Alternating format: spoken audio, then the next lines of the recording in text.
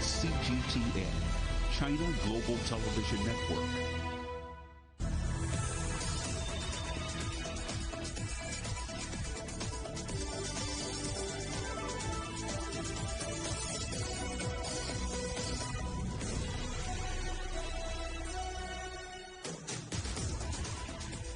Hello and welcome to Global Business Europe, live from CGTN in London. I'm Jamie Owen. And I'm Robin Dwyer. Our top stories. The EU threatens to stop COVID vaccine exports to cope with a shortage of jabs.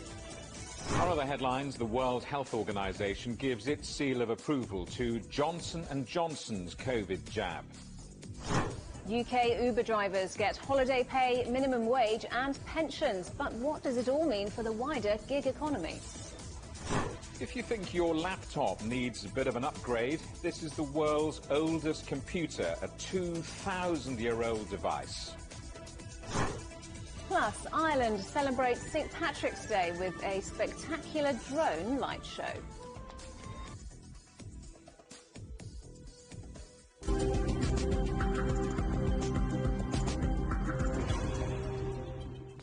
The EU Commission President Ursula von der Leyen says the EU may limit exports of COVID-19 vaccine to safeguard essential doses for its own people. This comes as 6 member states complained to Brussels about reduced deliveries continuing to hamper national inoculation campaigns. Well, let's talk to our correspondent Tony Waterman. Tony, what are the implications of what von der Leyen had to say on vaccine export restrictions? Well, Jamie, this was a not so thinly veiled threat aimed at the United States and the UK to block potentially the shipment of jabs if they, as these vaccine producing countries, don't reciprocate and send some vaccines Europe's way as well. Vaccines, mind you, that the EU believes it has a claim to under its contract with AstraZeneca. The Commission President Ursula von der Leyen said the UK is the biggest offender here, that in just the past 6 weeks, 10 million doses of EU manufactured vaccines have gone across the channel, and that the UK has not shipped any back. And this is coming at a time when the Commission had to once again confirm today that there is going to be a shortfall in deliveries, at least from AstraZeneca, in the second quarter of this year. It was expected that they would deliver 180 million doses. That has been reduced substantially down to 70 million doses at a time when you have countries struggling to get a handle on new infections. Parts of Italy have gone back into lockdown this week. There's soaring infection numbers in Germany, and economies are hurting. People are hurting. Now, Ursula von der Leyen fired this warning shot as the Commission unveiled plans for a vaccine passport to try to kickstart the tourism industry. Nestled along Brussels Embassy Row is Le Grand Zabre, a B&B Jean-Louis Festerats and his wife opened in 2019. They sunk $35,000 into converting office space into luxury accommodations, each of the 3 rooms named after one of their children. We're the Victoria one, the most beautiful one. But months after flinging open the doors, coronavirus ground travel to a halt. Ever since, business has been sporadic. Some weeks full, then barren stretches for weeks. Before we had reservation 3-4 months before, and now it's only last minute. And before it was people from America, Canada, everywhere. Now it's only the country around Belgium. A vaccine passport could be the jolt the EU tourism industry and its 30 million workers need, a way to safely reopen borders, end costly lockdowns, and restore some semblance of normality. When we travel, we usually carry with us 2 key pieces of documentation: our passport and also our vaccination card. What Brussels is proposing is a digital vaccination certificate that we carry with us on our phones. COVID certificates in the form of QR codes or paper would be given to people who can either prove they've been vaccinated, recovered from the virus, or have recently tested negative. It will be left up to member states to decide on what privileges it will unlock, like skipping quarantine or testing, which has raised concerns about discrimination. If we go into using these certificates in other ways, we have to see if that use is necessary, proportionate and non-discriminatory. Brussels hopes to roll out the certificates by summer. By then, more Europeans should be vaccinated after a bungled start to immunizations. Brussels on Wednesday saying no options are off the table when it comes to protecting the bloc's supplies, warning the US and UK, which it accuses of hoarding jabs. If the situation does not change, we will have to reflect on how to make exports to vaccine-producing countries dependent on their level of openness.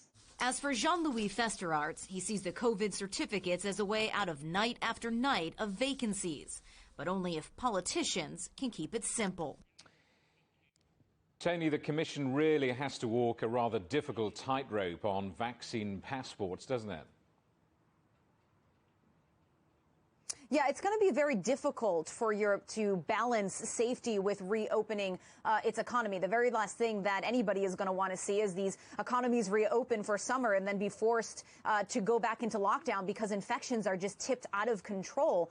There's also concerns that this could pit some of the tourism-dependent economies against those that are less reliant on tourism as a generator of revenue and of jobs and of incomes. So you have Greece and Cyprus and Malta, which this makes up a very large portion of their GDP. And in the last year, they have seen hotel bookings plummet, 50, 60, 70%. They are very anxious to get this sector back up and running. In fact, Greece has already started working on its own vaccine passport. It's hoping to reopen its economy on May 14th. There's also concerns, of course, about these other parts of the vaccine certificate program, about whether people have recovered from coronavirus. It's unclear how long that immunity lasts for. There's also, when it comes to vaccinations, still a very small number of people in Europe who have been vaccinated, less than 10% of the population. And these are older people, a lot of people in care homes. These are not individuals who are going to be traveling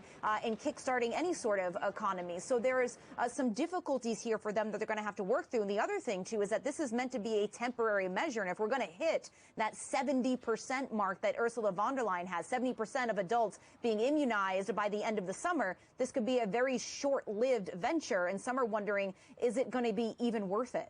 Tony Waterman in Brussels, thank you very much. The World Health Organization's expert vaccine advisors say the Johnson & Johnson COVID jab can be used in countries where variants of concern are spreading. The WHO approved the single-shot jab last week. Well, our correspondent Andrew Wilson has the story and joins us live now. So, Andrew, another vaccine makes its debut on the world stage.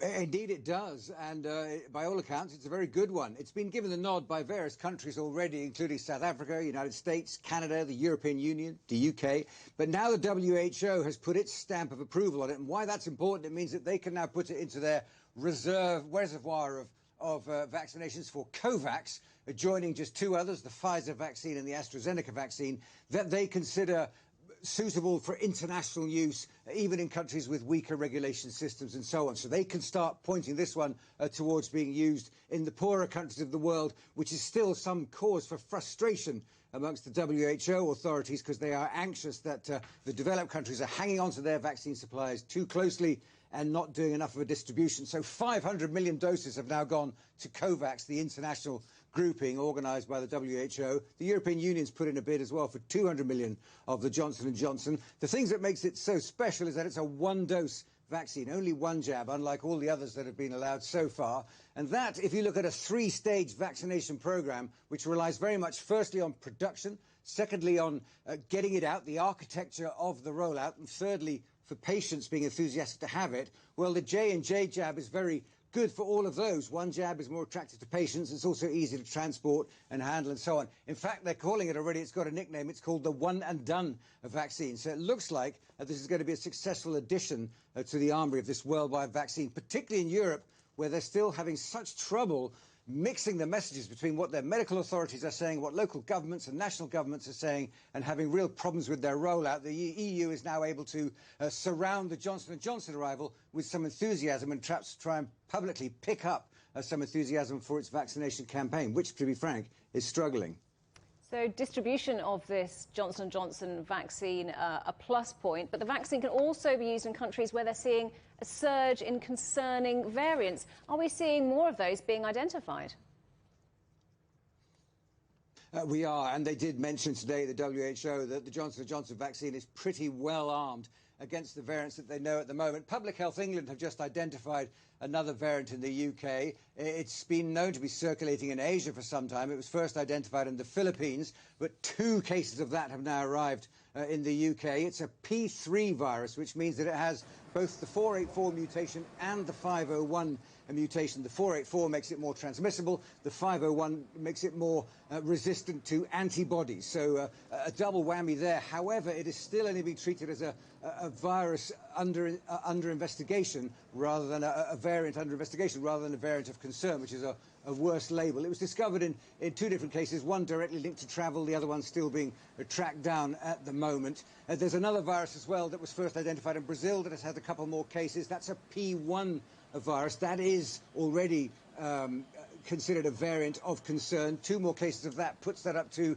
9 in England and 3 in Scotland. But at the moment, the test and trace programme seems to be isolating these cases of these new variants quite well. The vaccines are already being tweaked in research and development stage to make them more appropriate for these different variants. So thus far, the vaccination race against the variant development, which is inevitable, the scientists all agree on that, still seems to be keeping track with it. So thus far, nothing is considered to be spinning out of control as far as the scientists are concerned.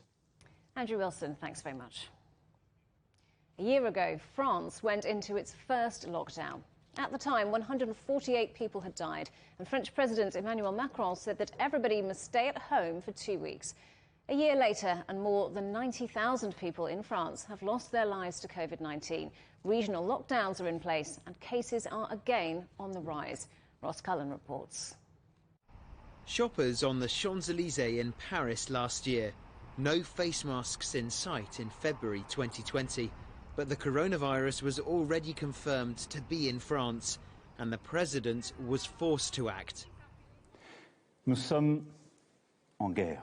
We're at war, a health war, that's for sure. We're not fighting against an army, nor against another country, but the enemy is there, invisible, elusive, and it's spreading. This requires the whole country to work together.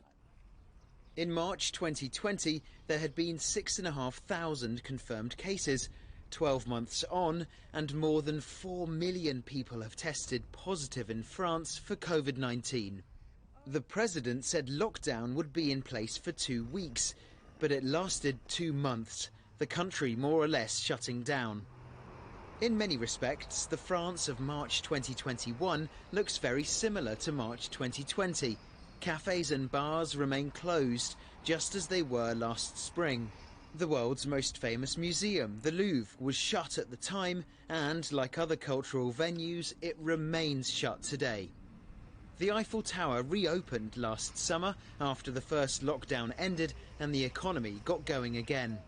But today, the famous monument is closed to visitors once again, silently looking out across a city and a country facing the increasing pressure of a third wave of COVID-19 infections. Over the last year, the French became accustomed to the new normal, such as having to show a government form every time you left your house. The crucial difference this year is the vaccination programme, finally creaking into life after a slow and bureaucratic rollout. Looking back to March 2020, what we saw was truly unthinkable, an epidemic that was totally out of control, which needed almost all human activity across the world to stop. We then saw something else unthinkable, the development of several vaccines in a matter of months, not years, with very high efficacy, which was a unique international collaboration. That's led us to find a possible route out of this crisis, something also unthinkable, bearing in mind where we were last March. 1 year later, and we are 1 year closer to a presidential election, and Emmanuel Macron's response to the pandemic is under scrutiny.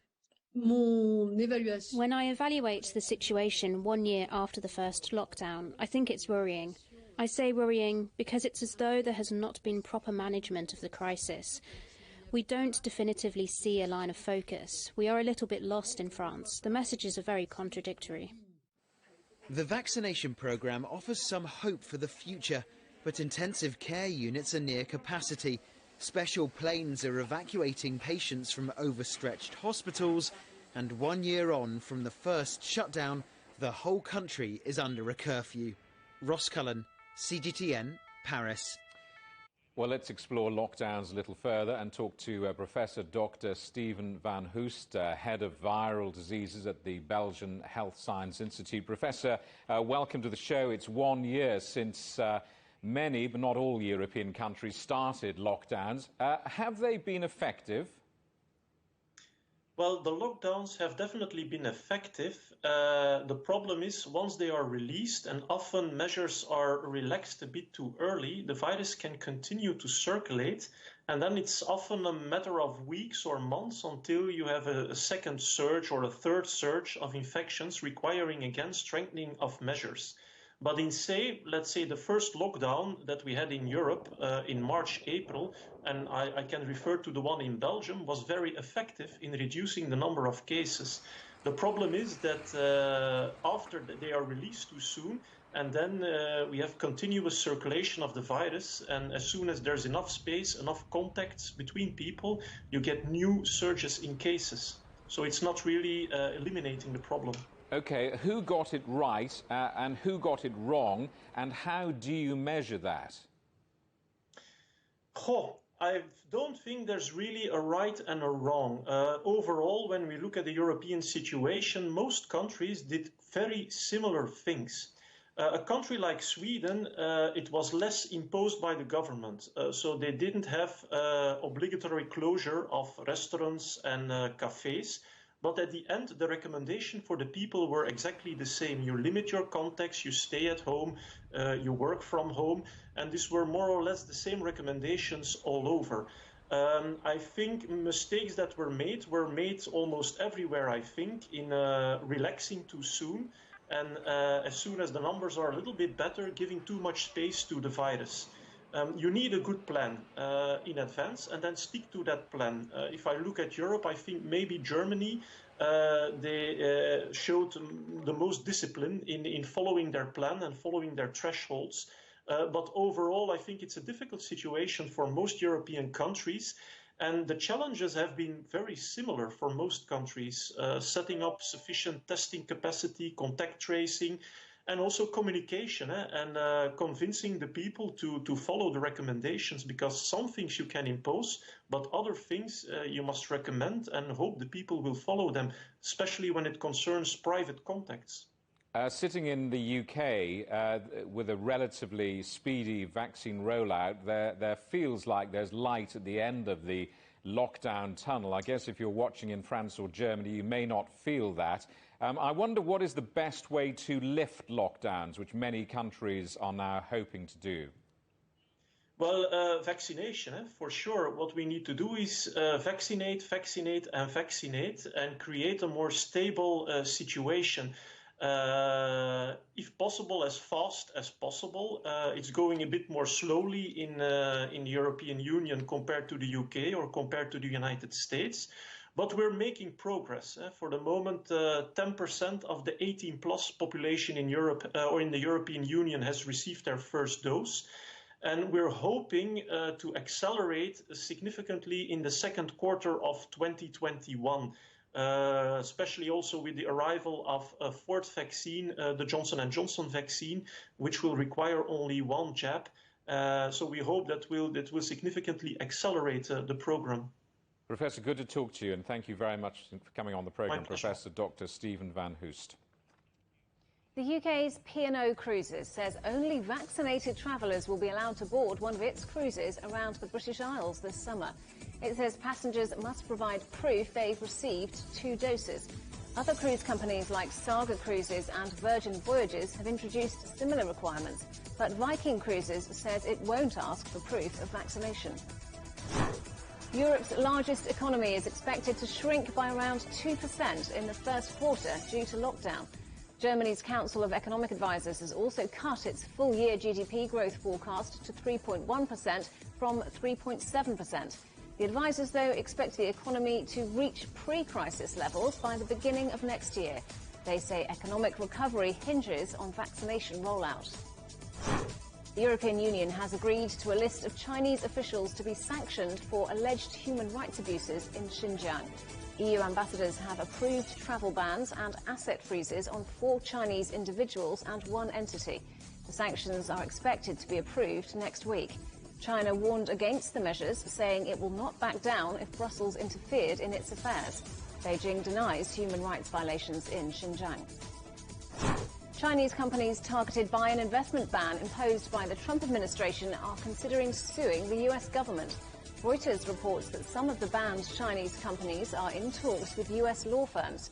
It comes after a judge suspended a similar blacklisting for Xiaomi. The Chinese smartphone maker had been included on an American list of alleged communist Chinese military companies subject to an investment ban. New York remains on top in the latest Global Financial Centres Index, with London in second place. But there's growing competition from Asian centres, with Shanghai just 1 point behind the British capital. The index is compiled by the ZYen Group and the China Development Institute and is based on 143 indicators. 4 Chinese financial centres and 3 European cities are in the top 10. You're watching CGTN. Still ahead, China and the United States meet for high-level talks, but against a rather frosty backdrop.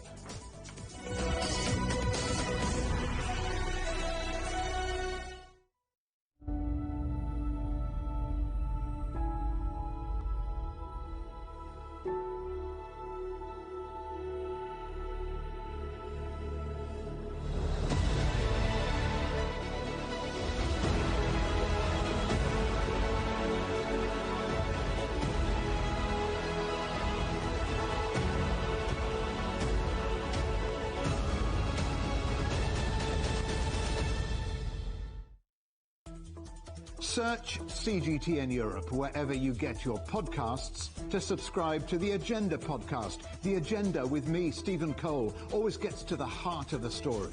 Just subscribe today and listen now. Covering the world from 4 continents. A new horizon. Teams in Beijing, Washington, D.C., Nairobi, and London. Who connect, interact, and inquire to bring you the stories that matter to all.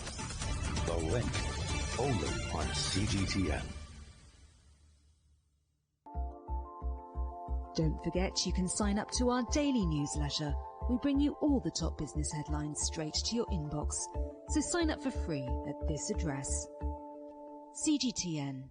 See the difference.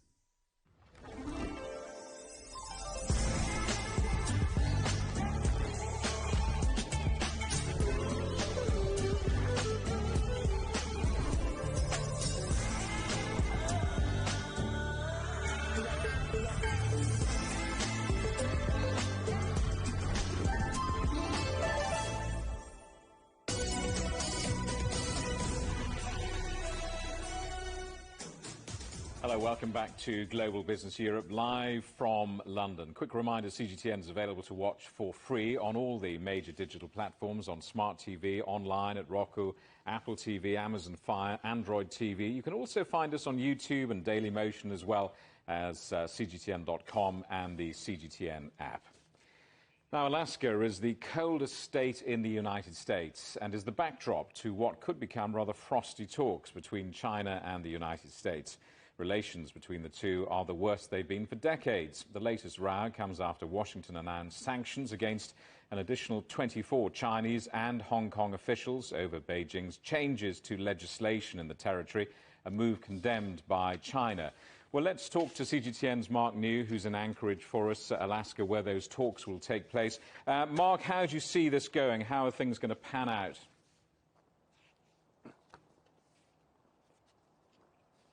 That's right, some frosty relations, as you mentioned, and it is -17 Celsius right now.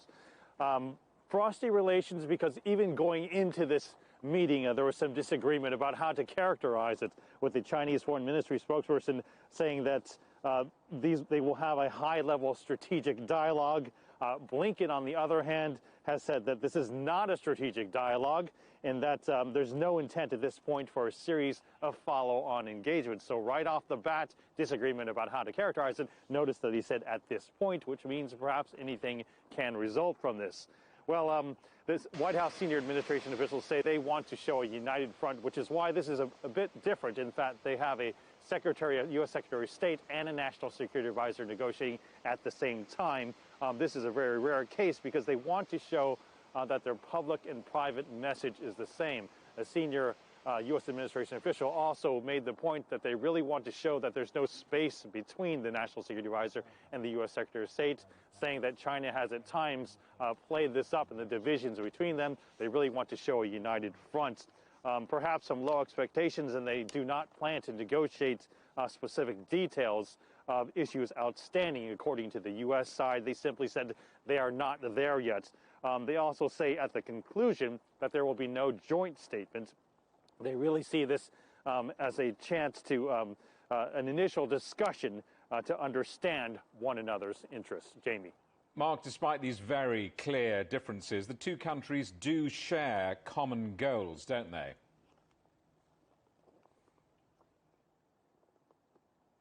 That's right. China certainly sees this as an invitation to share its views and start a positive dialogue with the new administration. Here's what Chinese Foreign Ministry spokesperson Zhao Lijian had to say about the talks.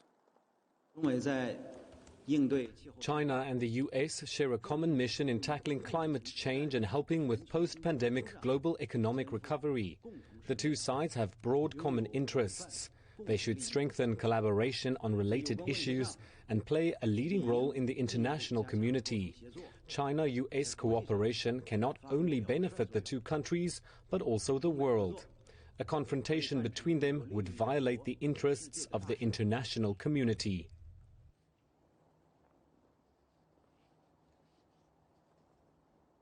Now, both sides do want to improve relations, especially after the Trump administration's confrontations led to relations reaching one of its lowest points in decades. Now, one U.S. senior administration official said regarding relationship, it's going to be competitive when it should be, collaborative when it can be, and adversarial when it must be. And if we get to issues where we just have very different views, it'll be good for both sides to hear one another out. Now, these meetings start tomorrow. Blinken had just had meetings in Tokyo and Seoul, so Alaska here is a natural refueling point on the way back to Washington. But he really wants to make this part of a broader Indo-Pacific strategy. That's how the U.S. wants to frame it. Jamie. Mark, we shall no doubt talk more over the coming days, but for the moment, Mark New in Alaska, thank you very much. Chaz W. Freeman is a former director for Chinese affairs at the U.S. State Department. Here's his take on the current state of China-U.S. relations. I think rivalry is an effort by both sides, by each side to excel, to outdo the other, to outperform the other. And it's a very healthy thing because that kind of competition raises the performance of both sides. Adversarial animosity or antagonism, in which each side is trying to hamstring or hurt the other, to impose pain or to undermine the progress of the other, is not healthy. And it is a way station on the path to the third kind of competition, which is enmity, where each side wants to destroy the other. Unfortunately, we have passed from rivalry into adversarial antagonism, the second of these three phases of competition. I think we need to return to rivalry, each side focusing on improving its own performance rather than undermining or hurting the performance of the other. Uber drivers in the UK are about to get a bit of a lift. Thousands of drivers will now be entitled to a range of benefits. CGTN's Nicole Johnson explains. This is being called a landmark ruling in how gig economy workers are treated as employees. Uber has announced that from Wednesday, all of its 70,000 UK drivers will be entitled to a minimum wage, holiday pay and a pension. Uber has lost its 5-year legal battle over the status of these employees and drivers. Uber argued that they're self-employed contractors, but the Supreme Court found that they are employees and should be entitled to all of their rights. One of the issues, though, is how those entitlements are calculated. The drivers will only be paid from the minute they accept a ride, not from any time waiting in between. This isn't the first time that Uber has run into trouble here in the UK. Authorities in London had tried to revoke its licence. And now trade unions, which represent gig economy employees, say that employers need to pay attention to what's happening because all workers deserve their full rights. Nicole Johnston, CGTN, London. Jessica Gracie is a lecturer in law at the University of York. She says the impacts of the new ruling may ripple out into different sectors of the entire gig economy.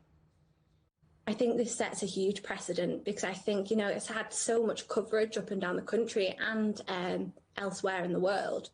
And I do think that workers, particularly in the food delivery sector, but also beyond that to potentially supply teachers to online tutors, maybe, thinking to themselves, hang on a minute, does this judgment apply to me? So I can definitely see future litigation happening there and potentially, the likes of class action. So, but I think what this judgment has shown is that, it's broken down the myth that flexible work is incompatible with, some of the security associated with employment protection. So I definitely see kind of some changes being made to labour relations, particularly in the gig economy.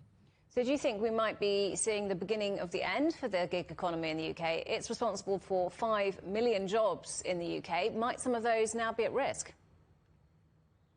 Potentially, because there is some oversaturation in the market. I mean, that's often how these business models work. But I do think given the prevalence of it, particularly because of the COVID-19 pandemic, I do think that these platforms are just going to have to update themselves and bring themselves into the 21st century, meet those standards that are expected of them with employment regulations. So I just think that they need to adapt their models. I don't think that, this is necessarily the beginning of the end.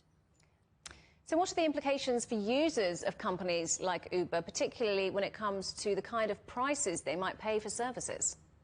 I mean, these platforms operate on and are competitive because they offer lower prices to other kind of more local companies. So I don't see that being a potential implication. And they have such a large monopoly on the market as well that, I don't see too many implications for users, but I do think this is a big win-win for Uber and for its drivers.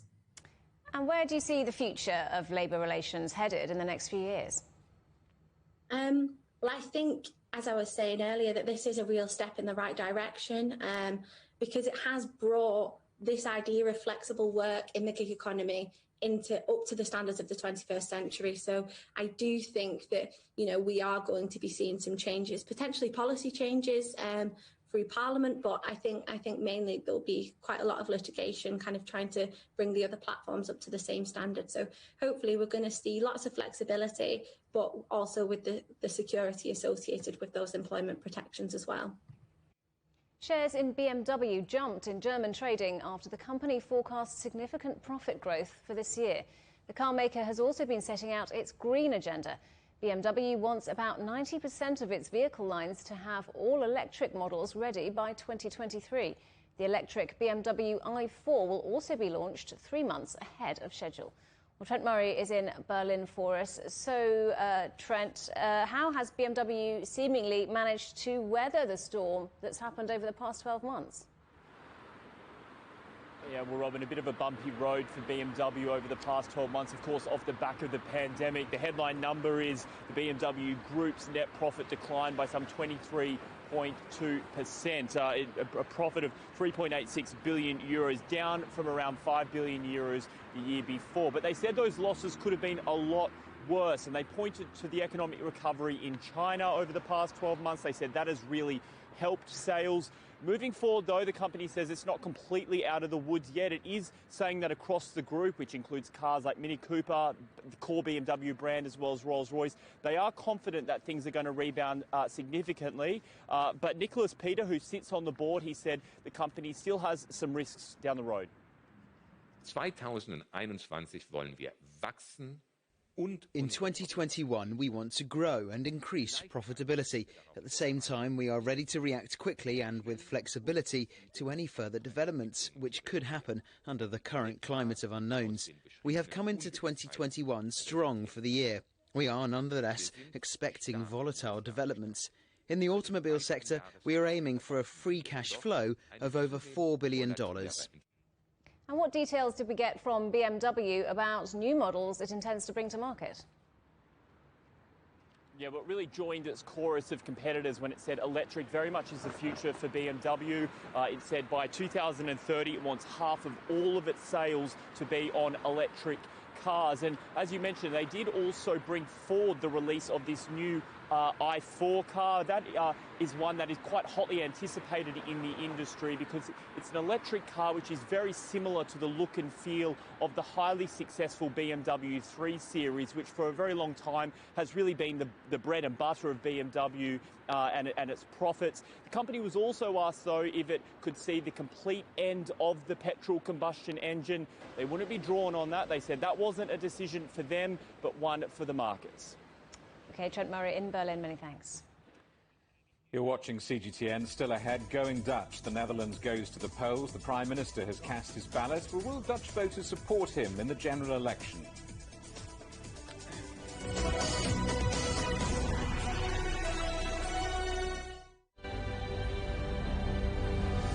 Patient after patient after patient. They take a long time to get better. They're the sickest patients we've ever seen. It's a race against time because we can all see the threat that our NHS faces, the pressure it's under. We're dealing with something we knew very little about. Europe's first two epicentres in February have received their first dose of the Pfizer-BioNTech vaccine. Another day, another grim milestone for the UK in its fight against COVID-19. 100,000 people have now lost their lives after contracting the virus.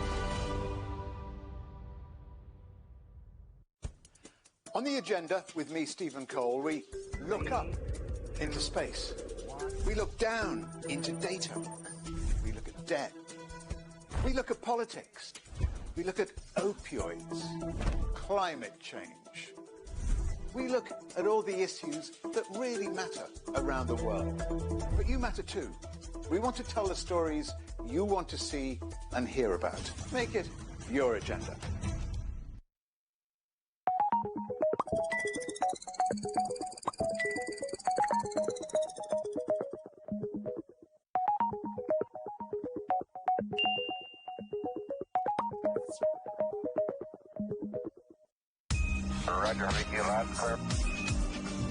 We can try out the wild and crazy ideas. Nothing can stop an idea whose time is coming. This idea is coming. I actually feel quite comfortable in isolation.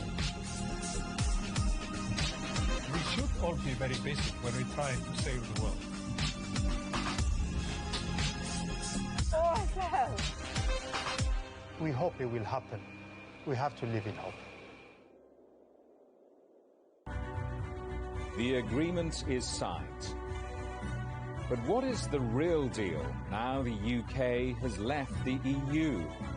For trade, for business, for the city, for ordinary people. Make sense of Brexit with CGTN.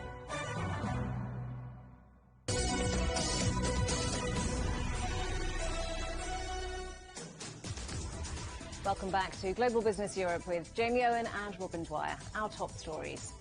The EU threatens to stop COVID vaccine exports to cope with the shortage of jabs. The World Health Organization gives its seal of approval to Johnson & Johnson's COVID jab. And UK Uber drivers get holiday pay, minimum wage and pensions in a move with big implications for the gig economy. London is now home to 60 companies with unicorn status as the capital secured record tech investment last year. A unicorn is what most people in the financial world called a privately owned startup with a valuation exceeding $1 billion.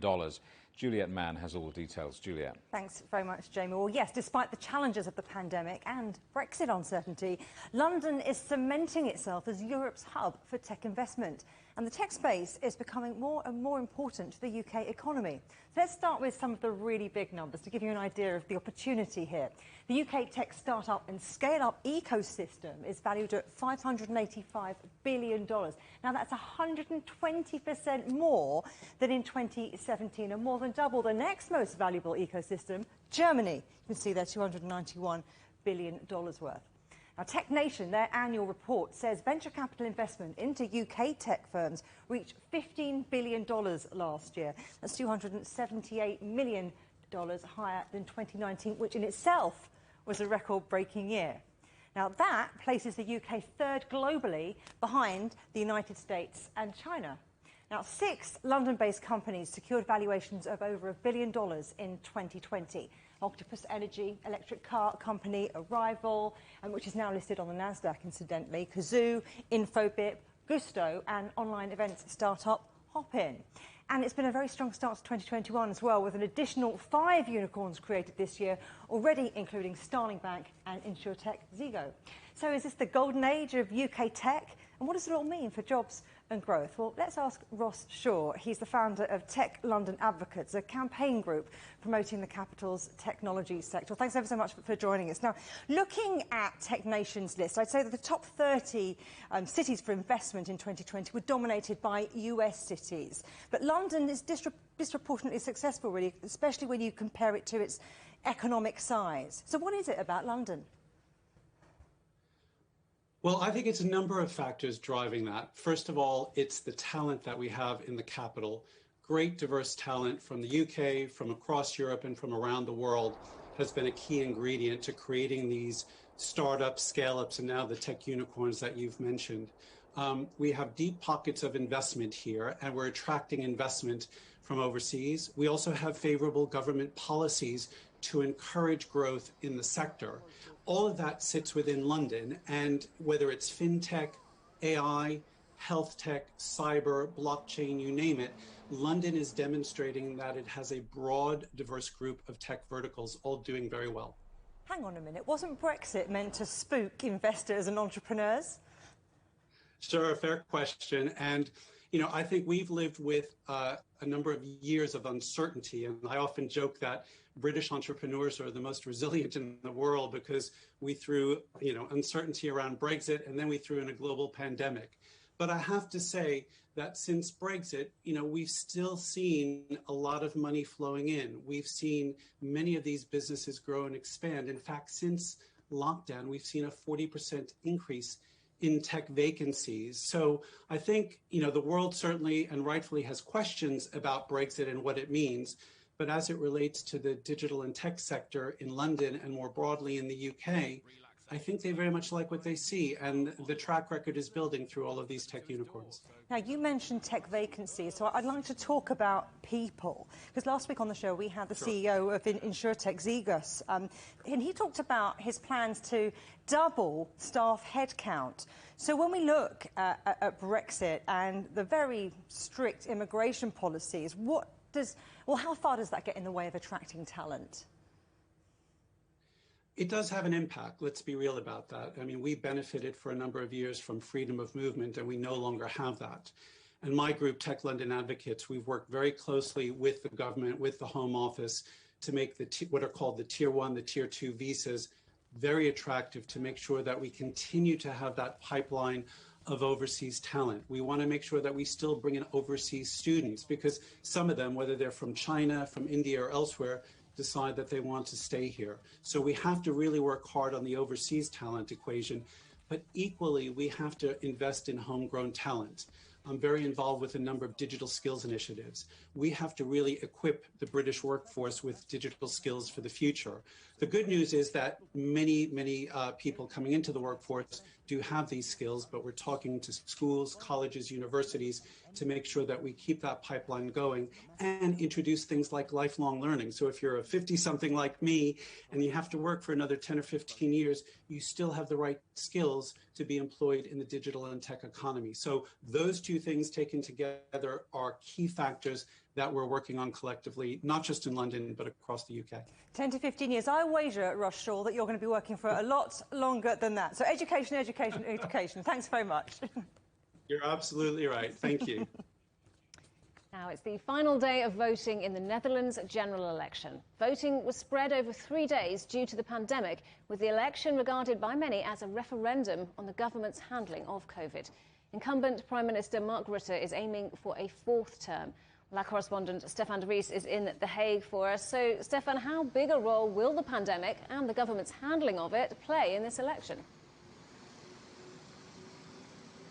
Well, it is, of course, one of the most important topics in this election. The Netherlands has been under a lockdown already for a couple of months. Not a very strict lockdown, but nevertheless, bars and cafes are closed, shops are closed.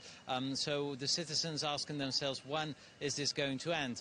Now, the way the government has handled the corona crisis in the Netherlands is generally approved. A large majority of the Dutch, they approve the lockdown measures, the way Mark Rutte, the incumbent Prime Minister, has been managing this crisis. The economy is faring relatively well if you compare it to other countries. The unemployment is still at 3.4%, very low compared to other neighbors.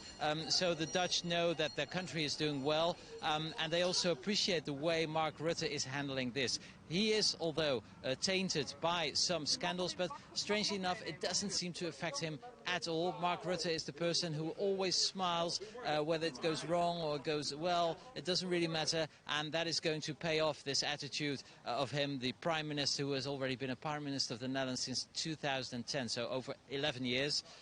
It looks like he's going for a home run. Well, Stefan, as you say there, the opinion polls suggest that you're right, that Mark Rutte's party will remain the biggest, but could there be any surprises? Well, not really. If you trust the polls, then indeed Mark Rutte will win this election by a very large percentage. He will win approximately 23 to 24% of the votes. The second runner-up only gets 15%. And then there's a whole bunch of other parties that will also get elected. The polls project that no less than 17 parties will be represented here in the parliament just behind me.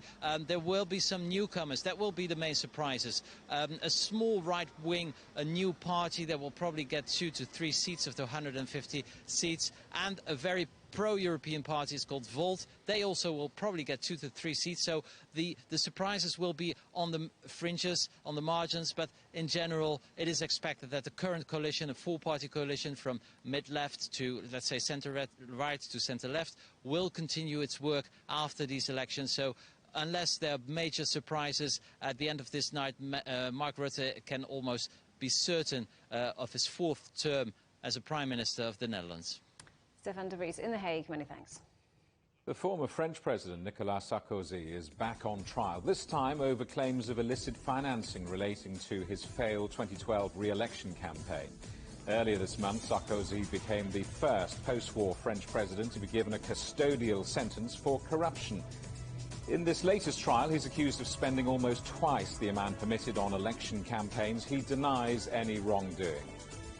A 21-year-old man has been arrested after a shooting spree in the United States city of Atlanta in which 8 people, many of them women of Asian descent, were killed. South Korea has confirmed 4 of the victims were Korean. The shootings took place at a massage parlor and 2 spas. The authorities say it is not clear if the victims were targeted because of their ethnicity. US President Joe Biden has warned his Russian counterpart Vladimir Putin will pay a price for election meddling. An American intelligence report says Moscow tried to swing the 2020 presidential election in Donald Trump's favor. Biden said he told the Russian leader there would be consequences, although he declined to elaborate. Russia denies the allegations. The German professional racing driver Sabine Schmitz has died at the age of 51. She was the only woman to have won the Nürburgring 24 Hours race. Schmitz, who was also a presenter on the TV show Top Gear, said last year she'd been diagnosed with cancer.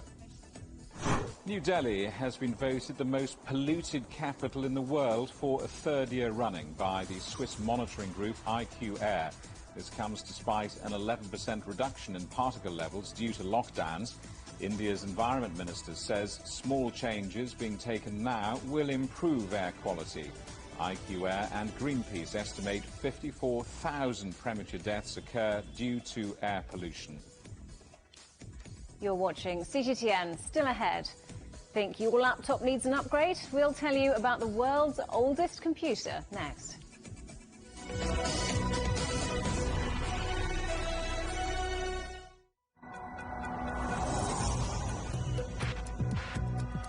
Each day, there are millions of stories. Each one can open new perspectives, new possibilities. Wherever you look, we are there. To see, discover, explore. We put the pieces together to find what really matters to you, all around the world, all around the clock. Our reporters are at home across the globe. From our headquarters in Beijing and production centers in Washington, Nairobi, and London, China Global Television Network. Stories from across the globe, reaching people across the globe. CGTN. See the difference.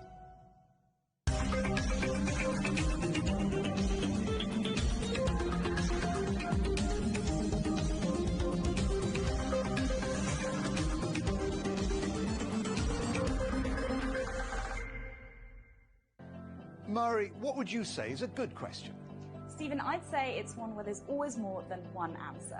The Answers Project is a new podcast series from CGTN Europe. With me, Stephen Cole. And me, Mari Beveridge. In each episode, we'll take a complex question. And with the help of some of the world's foremost experts, shine light on some of the answers. So join us for The Answers Project. Available wherever you get your podcasts.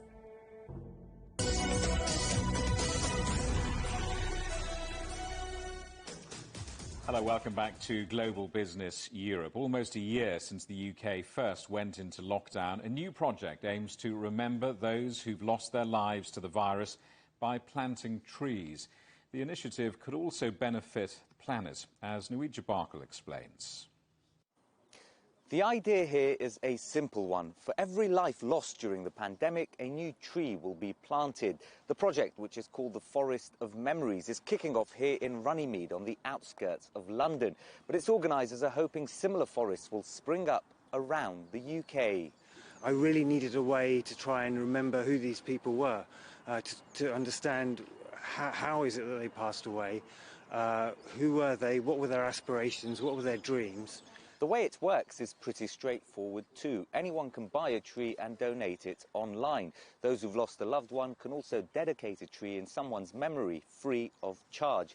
Tammy lost her father to the pandemic in April last year. It gives us some closure, not fully, but it's somewhere that we can actually go.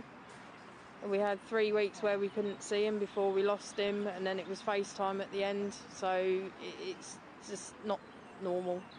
The official coronavirus death toll here in the UK is more than 125,000 people. The aim is to plant at least that many trees. That'll increase the amount of green space in the country, which environmental groups say is dangerously under threat. But the impact of this scheme could be felt far wider in helping fight climate change. And with most of the trees being planted likely to stay rooted for centuries, it'll serve as a reminder to future generations of the battle we all faced in the fight against COVID. Nuija Barkle, CGTN, Runnymede. It was always thought to be one of the most significant archaeological discoveries from ancient Greece. Parts of a strange device found in a shipwreck by a sponge diver. But for 120 years, no one knew what it was or what it did. Until now, as Jemima Walker reports. This is the world's first cosmic computer. Or at least this is how it would have looked 2,000 years ago. Designed by the ancient Greeks, this artifact has puzzled historians since its discovery on the seabed of the Mediterranean in 1901. But scientists at University College London have used 3D X-rays and surface imaging technology to recreate one of the world's oldest calculating devices. It's a very complex 3D jigsaw puzzle to try and put together. And we X-rayed all the fragments, and the results were fantastic. It was known that this main fragment had 27 gears in it, but exactly how they meshed and how they worked wasn't known. Greek sponge divers retrieved the device from a Roman shipwreck just off the island of Antikythera, but only a third of the mechanism had survived. Split into 82 fragments, piecing it together was painstaking work. And now, thanks to the virtual model designed by the team at UCL, it shows the level of technological sophistication used at the time. Some people prefer to call it a calculating machine, but it's the first device known in history that actually made mechanical calculations. And in this case, it was dedicated to astronomy. They had the technology to make far more wider range of machines, maybe to add up and multiply numbers, but they didn't seem to have ever conceived of that. Able to predict solar eclipses and the position of planets such as Mars and Venus, this device proved the Greeks had a greater understanding of the cosmos than previously thought. The other key thing that emerged from the X-rays is that we could read inscriptions, ancient Greek inscriptions in tiny lettering, hidden inside the fragments, unread for 2,000 years. And these inscriptions told us that the previous reconstructions of the front of the mechanism, this cosmos display at the front, were wrong. The scientists will now attempt to make the device using modern materials and technology. And if that's successful, the final step will be to produce the device using ancient Greek techniques. Jemima Walker, CGTN. Today is St. Patrick's Day, and Irish people around the world are celebrating. It's been estimated that 13 million pints of Irish stout will be quaffed in honour of the country's patron saint. To find out more about the history of this distinctive creamy beer and how it's made, visit europe.cgtn.com. And don't forget to follow us on social media at Facebook, Instagram, Twitter and Weibo. Well, as that number of pints indicates, St. Patrick's Day celebrations are usually rather jolly occasions, but lockdowns are, of course, putting a dampener on many.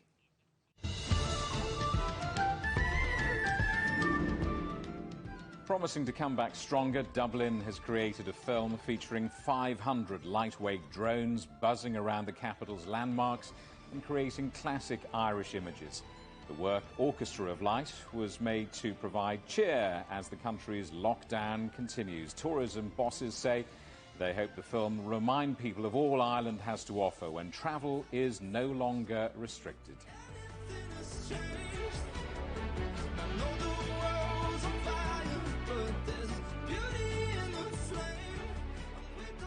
The headlines again. The EU threatens to stop COVID vaccine exports to cope with a shortage of jabs. The World Health Organization gives its seal of approval to Johnson & Johnson's COVID jab. And UK Uber drivers get holiday pay, minimum wage and pensions in a move with big implications for the gig economy. And that's it for Global Business Europe. Thank you for watching. More on all of our stories at europe.cgtn.com. And do follow CGTN Europe on Twitter, Facebook and Instagram. We're on smart TV apps such as Roku, Apple TV, Amazon Fire and Android TV. On YouTube and Dailymotion, as well as CGTN.com and the CGTN app. Coming up next on CGTN, it's Africa Live. See you again tomorrow, same time, same place. From all the team here in London, goodbye.